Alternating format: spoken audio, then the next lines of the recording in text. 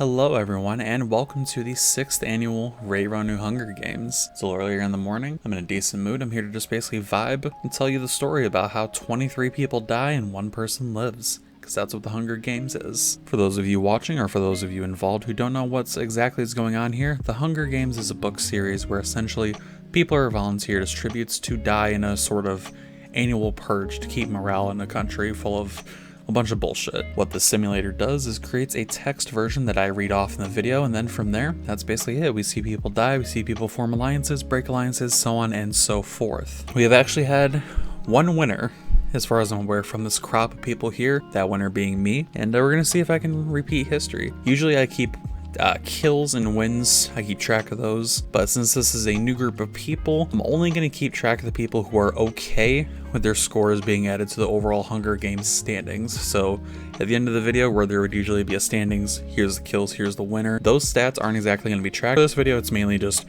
a for fun one, but I'm still calling it the 6th annual Rayronu Hunger Games. Let's meet the contestants, shall we? We have Alicia, Abdul, Hunter, Andrew, Seth, Anna, Sarah, Tyler, Ashley, Jer, Rory, Brendan, Ryan, Ghostface 103, Meg, Danielle, Alexander, Tyler M, Jelani, Kimberly, Sabrina, Bradley, Andrew B, and why is there 2 Bradleys? Hello? What the fuck? Brant. His name is Brant. And that is our 24 contestants. Only one of them can walk away the winner. Let's see who becomes the winner of the 6th annual Rayronu Hunger Games. Sponsored but not sponsored by Piss. And here we go with the Bloodbath. Not a lot happens in this early going, but I will try to say everything in an entertaining manner. And by entertaining manner, I mean this kind of deadpan voice, because once again, I'm just here vibing today. We have the following people running away from the cornucopia and choosing life instead of death: Andrew, Ryan, Hunter, and Kimberly. Abdul takes a handful of throwing knives, very resourceful, as Alicia also runs away. Sabrina finds a bow, some arrows, and a quiver. Danielle also runs away. We have a lot of people running away, a lot of people deciding not to get too violent right away. Rory's gathering as much food as he can, so is Brendan. Andrew B and Brant are fighting for a bag as Andrew B gives up and retreats, and Alexander finds a bow, some arrows, and a quiver as well. We have 2 marksmen possible. It's a little terrifying considering the long-range death that can happen there. Jelani finds a backpack full of camping equipment while Tyler snatches a bottle of alcohol and a rag, and Jer rips a mace out of Sarah's hands. Sarah, you don't get to play this game. You're gonna get your head bashed in later.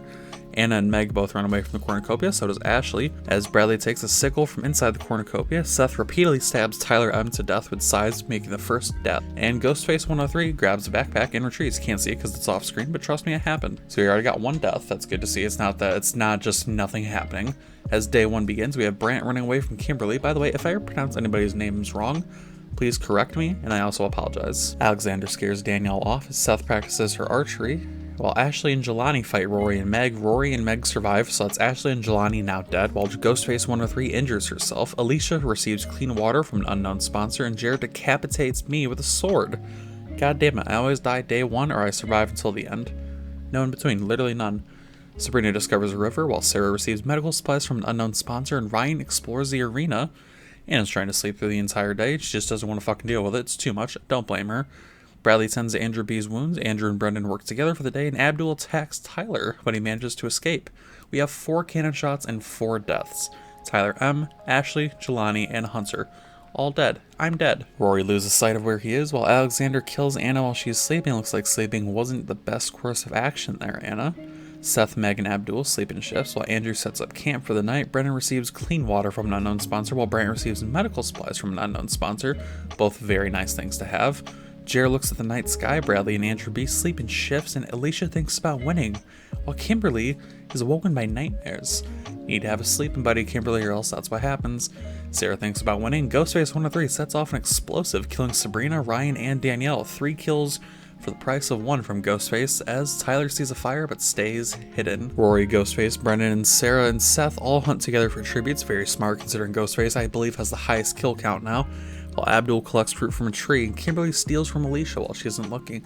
Andrew B camouflages himself in the bushes. Jer tries to sleep through the entire day, Alexander questions his sanity. He's wondering, why am I here? Why am I voluntarily killing people? Maybe it's not voluntary. Maybe he was forced into it. Who knows? I don't know. Tyler makes a wooden spear while Brant, Meg, and Bradley get into a fight, and Meg triumphantly kills them both, and Andrew searches for firewood. So that brings 6 cannon shots that can be heard in the distance. Anna, Sabrina, Ryan, Danielle, Brant, and Bradley are all dead right now. Night 2 begins as Sarah's quietly humming. Tyler's cooking his food before putting a fire out. Very smart.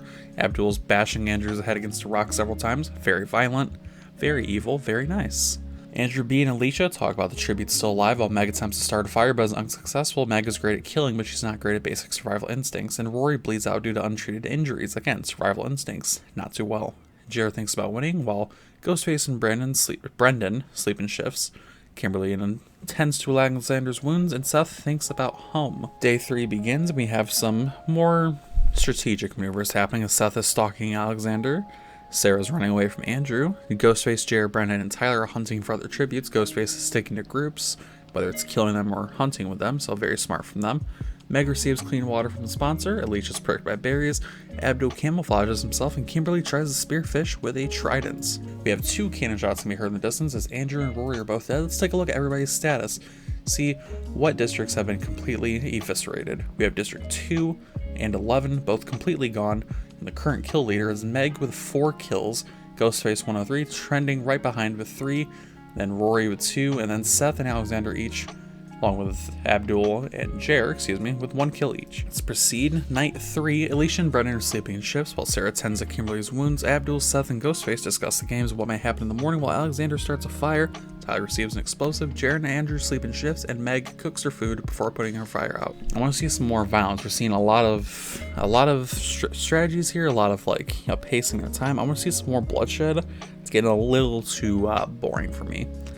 Alicia sprains her ankle while running away from Abdul, while Brendan sees smoke rising in the distance but decides not to investigate as Seth is running away from Andrew B. Jared's practicing his archery. Ghostface attacks Kimberly but she manages to escape. Tyler does the same to Meg but she also escapes. Alexander searches for a water source, and Sarah steps on a landmine. Sarah, you fucking dork. You idiot, you buffoon. Here we go, this is what I'm talking about. A fire spreads throughout the arena, and a fireball strikes Abdul, killing him. Alexander and Brendan survive. The fire catches up to Ghostface, killing her. Rest in pussy, RIP. Kimberly falls to the ground, but kicks Tyler hard enough to push him into the fire. Meg, Andrew, Jer, and Seth survive, and the fire catches up to Alicia, killing her. That's what I really love about arena events. You get death out of nowhere, and it's the funnest thing you could possibly have. 5 more people are dead, and that now brings districts 1, 2, 4, 7, and 11 all completely wiped out. There's not a single district without at least 1 dead person. Moving on to night 4, we have Andrew B seeing a fire but staying hidden, Seth receiving medical supplies, Jared crying himself to sleep like a little baby back bitch, Kimberly tracking down and killing Meg, Alexander thinking about winning, and Brendan getting some nice water. Just having a good time over there. And there's another event. This is the feast. Brendan decides not to go. Jer ambushes Kimberly and kills her. Andrew B and Alexander get into a fight over raw meat, but Alexander gives up and runs away like a little bitch. And Seth decides to not go to the feast. And here we go with day 5. Andrew B steals from Seth. Alexander discovers a river, and Jared chases Brendan. I just realized we're down to the final 5. On day 5, as 2 more cannon shots can be heard in the distance. Brendan sets an explosive off, killing Andrew B and Alexander. 2 for the price of 1. Once again, and seeing a lot of multi-kills here. Loving it. Seth and Jer huddle for warmth. We are now down to the final 3. Seems Seth and Jer have a little bit of a connection here, a little something special. Let's hope neither of them betrays the other in a very depressing fashion. Or maybe Brendan will just kill them both as well. Seth chases Jer. There we go, there's the betrayal. Brendan sees the smoke rising in the distance but decides not to investigate as 2 cannon shots can be heard in the distance. Andrew B and Alexander are both dead. Let's take a look at the final people alive. Jer and Brendan both have 2 kills. Seth has 1. Let's see who can increase their kill count here at the end. Jared cooks his food before putting his fire out. Brendan is trusting Seth to huddle with him for warmth. Seth is very trustworthy, and it might just be the end of him. However, Brendan unknowingly eats toxic berries. Seth kills Jared while he is resting, leading Brendan and Jared to die, meaning that Seth is the winner of the 6th annual Ray Ronu Hunger Games. Here's the total kills and the total placements. Let's take a look at the summary here. Here's Bloodbath, day 1, day 2, day 3, 4, 5, 6, and you can't see day 6 and night 6, but no deaths occurred. Then day 7 was what just occurred. So, ladies and gentlemen, that is the 6th annual Ray Ranu Hunger Games. Thank you so much for watching, and thank you to everybody who participated. I want to give a quick shout out to Meg with 4 kills, an impressive debut if I'm not mistaken. I think this is your first time. And overall, just once again, thank you for watching. If you enjoy the Hunger Games and you do want your stats tracked and you want to be considered for future Hunger Games and put into the draft pool that I usually use for these videos, comment either on the post I put on social media or directly on the YouTube video, that preferably, and I will put you into the general draft pool. With that said, have a good day, stay hydrated, I'll see you next time.